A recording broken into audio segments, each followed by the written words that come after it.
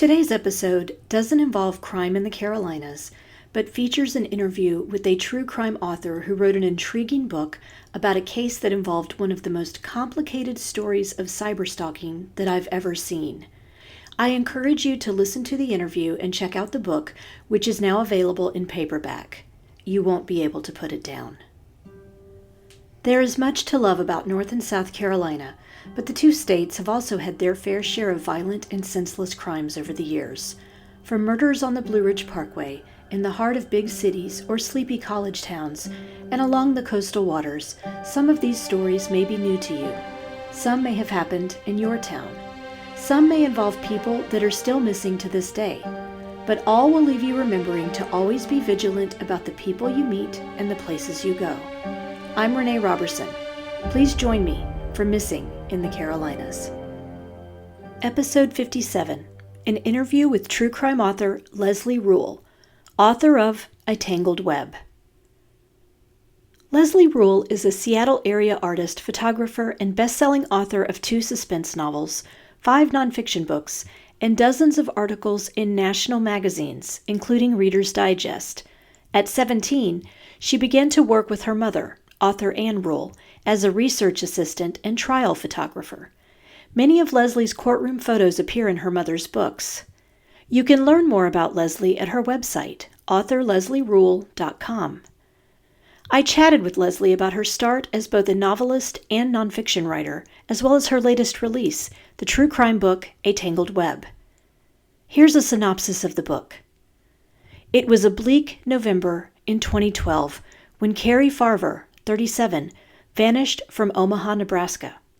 Text sent indicated that the hardworking mother had quit her job, abandoned her son, and cut ties with everyone. Carrie's boyfriend, Dave Krupa, accepted the breakup at face value. Her mother, Nancy Rainey, however, had doubts. "I need to hear your voice," Nancy begged. When the texter refused to speak, Nancy reported Carrie missing. When no one saw or spoke to Carrie, more than 12,000 sinister emails and texts were sent in her name over the next few years. Police believed Dave and his girlfriend, Shanna Liz Gullier, when they reported the missing woman, was cyberstalking them. The tormentor was eerily aware of Dave's every move, knew when Liz visited, and threatened the couple. It never occurred to Dave that Carrie was a victim, that the real stalker had killed before and was planning to kill again. Please join me in welcoming Leslie Rule. Thank you for joining us today, Leslie. It's so great to have you. Thanks for having me.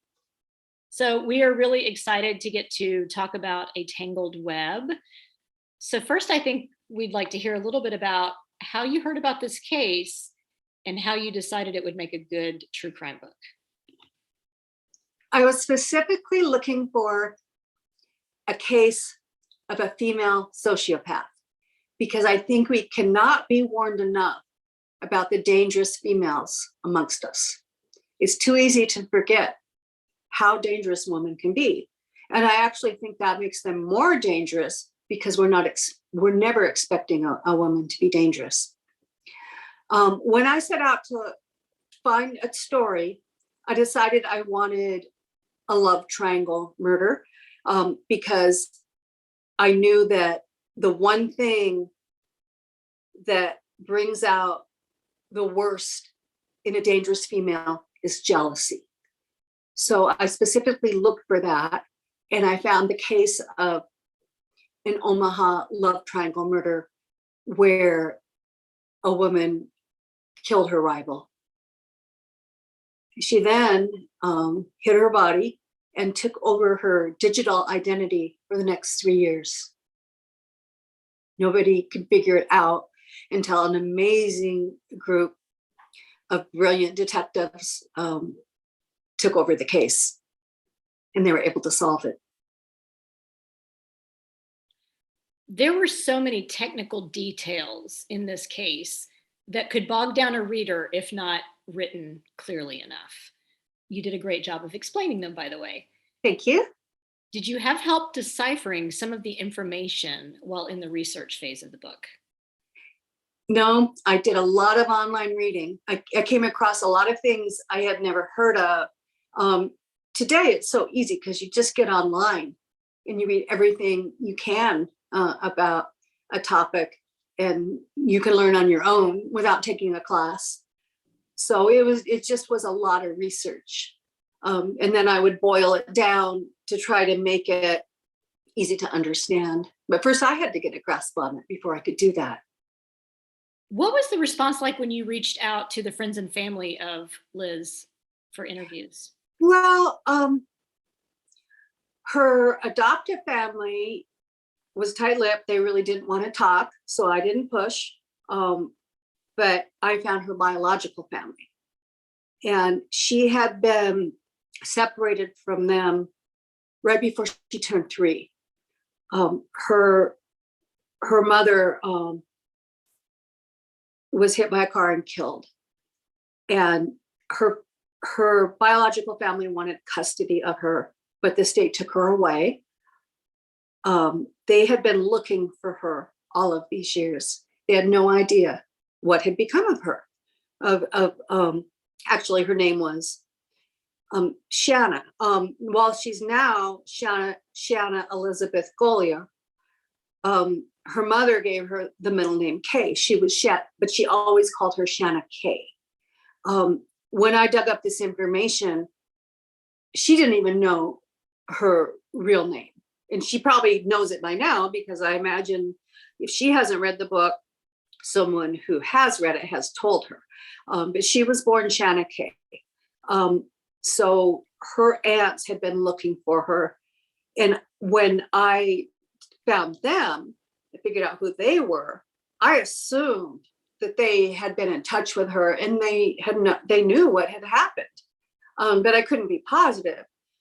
So I found an email address for one of the aunts. I found actually multiple email addresses, 10. And I wrote an email and sent it off to all 10 email accounts. And I wasn't sure what all they knew. So in my email, I mentioned prison, but I didn't mention murder because I wasn't sure that they knew. So I sent these off. 15 minutes later, my phone rang. It was her aunt. She had no idea that Shanna, Liz, was in prison. She had no idea what had become of her. She knew her last as a really sweet little toddler that she loved. And it was up to me to tell her what had happened. So I said, it's really hard. It's hard to tell you this. And she said, I can take it. I said, it's a tragedy. And she said, my life's nothing but tragedy. So I said, well, she's in prison for murder. And she gasped. But then she didn't ask me any questions, and I didn't volunteer anymore at that time. Now, after we talked, she and her sisters got online and they found out what happened. And after that, we talked for hours over the next few days. We talked about what would make this sweet child grow up to be a sadistic killer. Shanna, Liz, had a sadistic grandmother, a biological father who beat her mother every single day. She had a sadistic grandfather. Her mother, however, was very kind and loving, really sweet person who adored her children. But unfortunately, she was hit by the car. So Shanna then went to foster homes and was eventually adopted. I don't know exactly why she turned out the way she did. Some people put up with horrible things when they're children, but still grow up to be good people. And it's still a mystery. Like, nobody really knows exactly, but we do tend to see a combination of nurture and nature. So she went through an awful lot, and she saw a lot of bad things before she was even 3.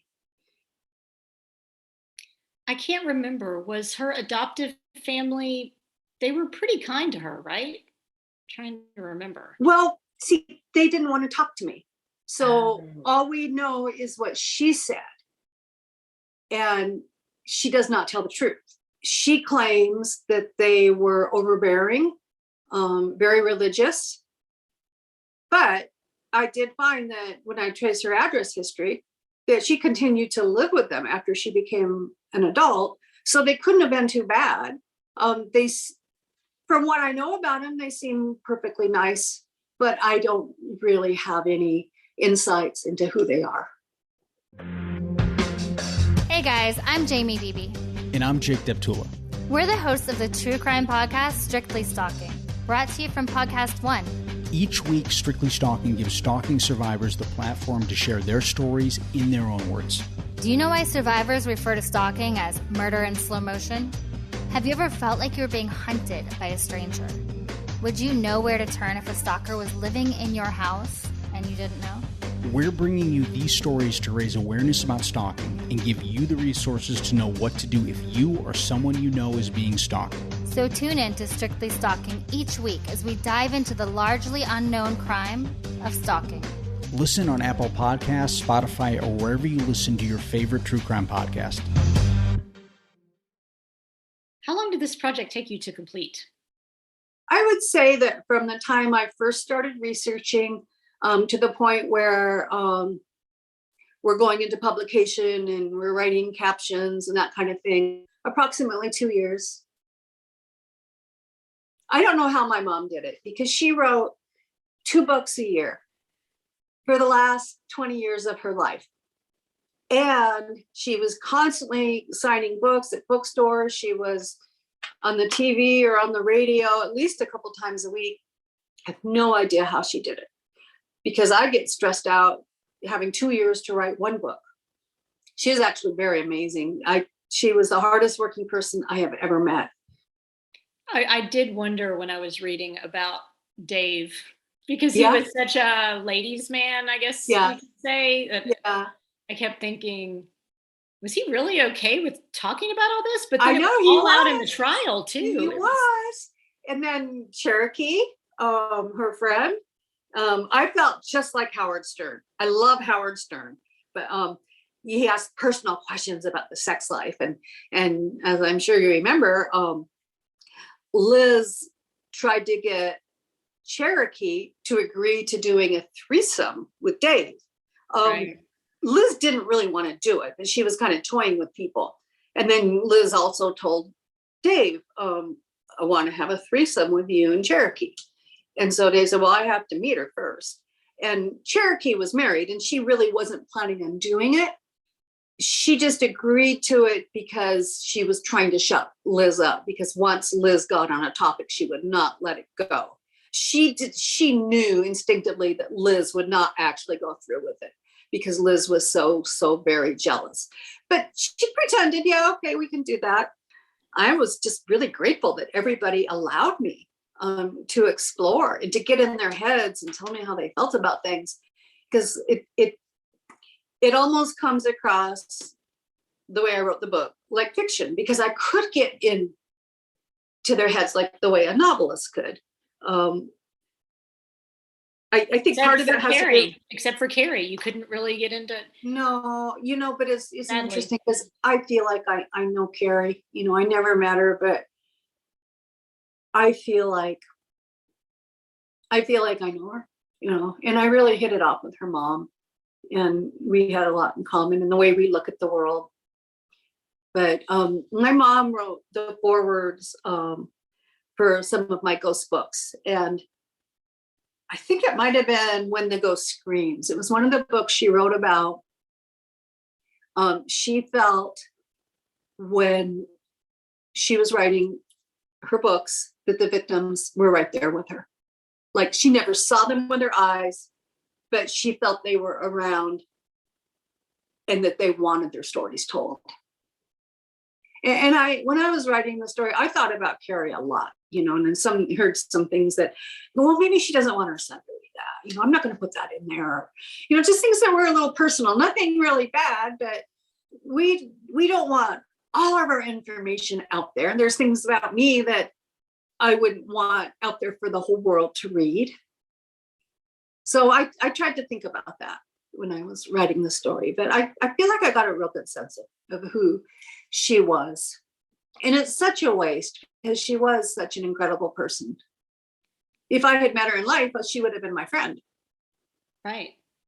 I just felt so badly that her mother and her son had to go all that time with, first of all, nobody looking for her. Right. Second of all, thinking that she may possibly be contacting them, although I don't think they ever really thought that was her. They knew almost from the beginning that couldn't be her. When, for those who don't know the story, when Carrie first vanished, her mother started getting texts from someone claiming to be Carrie.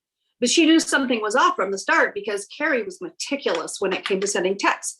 She wanted the grammar and the punctuation to be perfect, and she would not send a text until it was. And all of a sudden, she's getting these texts that were not only hostile, words were misspelled, and the grammar was poor, and the punctuation was off.